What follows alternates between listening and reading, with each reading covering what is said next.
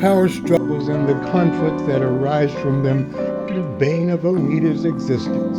They waste enormous amounts of time and energy as they detract not only from immediate productivity, but also from future productivity as they destroy the quality of relationships among the combatants. Those not directly involved in the conflicts waste productivity as they side with one side or the other or disengage, trying to avoid involvement. Little work gets done during power struggles, which typically reoccur without a final winner. All too often, leaders tacitly condone struggles because of their own involvement in them. In this video, we will help leaders to understand first the dynamics of power struggles, including the role of differences in them. Next, the cost of power struggles, and 3, how leaders can recover from their involvement in power struggles.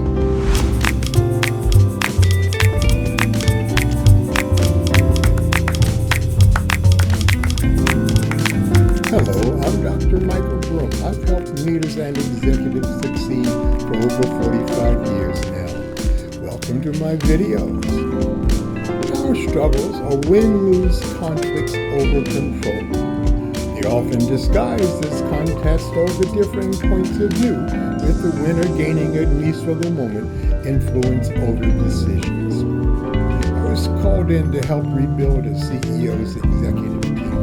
I did my usual interviews and discovered the problem was the power struggles between the new CEO and the CFO, who thought he should have been selected CEO.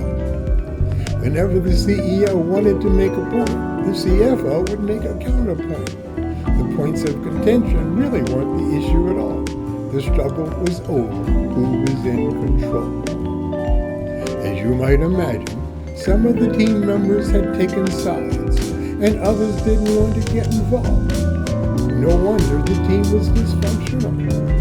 Power struggles are rooted in the belief that power in human systems is a win-lose zero-sum game. For that reason, I call it the finite perspective of power. The struggle is over who will be the winner and who will be the loser.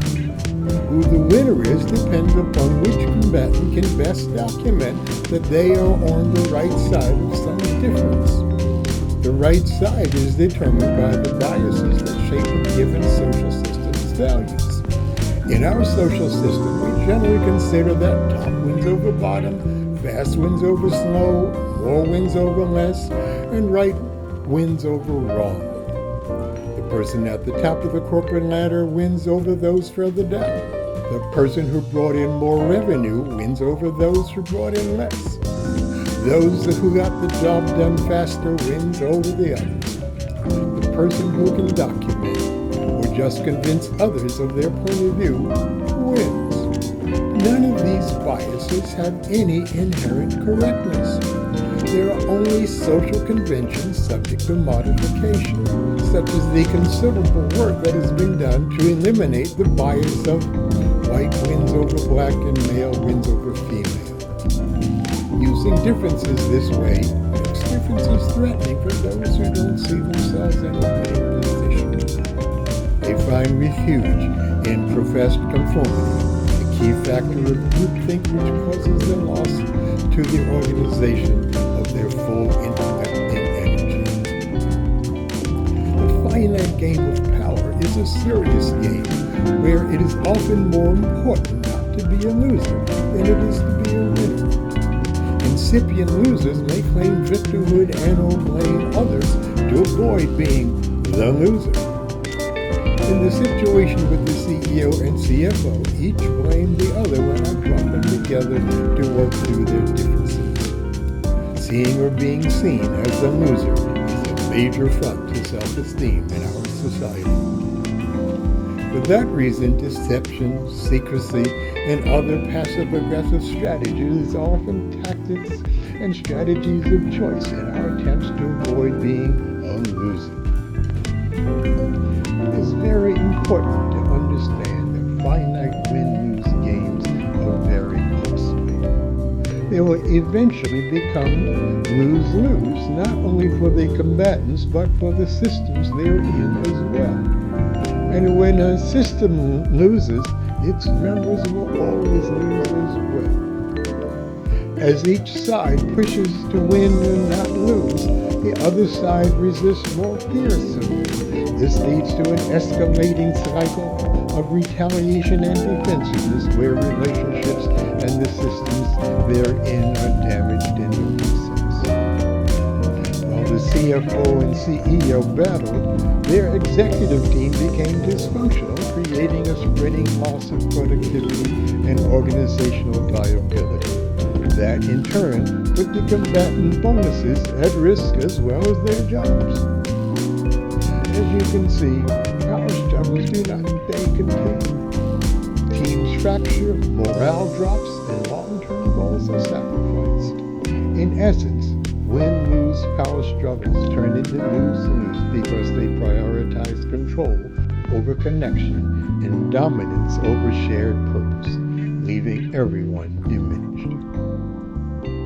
There is a single situation where win-lose is actually the paradigm of choice and the reason for its existence in the first place. Win-lose is the way to go when our physical survival is at stake. If I'm hungry and lost in the woods and encounter a hungry bear, albeit a small one of us will have dinner and the other will be dinner. But we no longer live in such a physically dangerous world. Still, the instinct of survival is so strong that we automatically revert to it when only our egos, our sense of identity and self-esteem seem threatening. What fools we mortals be. Wise leaders would avoid being in power struggles, or at least extricate themselves quickly. Still, sometimes we can confuse dissent with disloyal, and when stressed, tired, and frustrated, we might automatically try to control rather than discuss and collaborate. When we notice that we've started playing win-lose, here are some things we need to do. Of course, the first is be aware that you've gotten yourself into a power struggle. Win-lose creates a noticeable sense of physical attention we can use to trigger ourselves, to slow down and deliberately consider what we're doing or about to do. Your interpretation of a threat to your leadership or your identity or self-esteem may not be accurate. Therefore, be curious. Seek to understand what's going on before reacting. I'm talking about what's going on with you first, and then what's going on with the other person. With sound and current data, make a conscious and deliberate choice about what you really want to accomplish. Even if the other person is really threatening you, what response will serve you, them, and the system best? Choose a response that will serve your team and your organization. In a successful organization, everyone must feel sustained and contributing. We call it playing infinitely. That's the opposite of playing finitely. To summarize, differences are often used in power struggles to gain advantage, assert dominance, or undermine opposition. The wise leader, however, understands that the most sustainable power comes from not defeating differences, but integrating it. The real leadership challenge is transforming how we relate to differences and how we can use them for growth, creativity, synergy, and success. In our next video, we will explore the transformation to infinite play and how you can help your team to creativity, growth, synergy, and success through differences. Take care.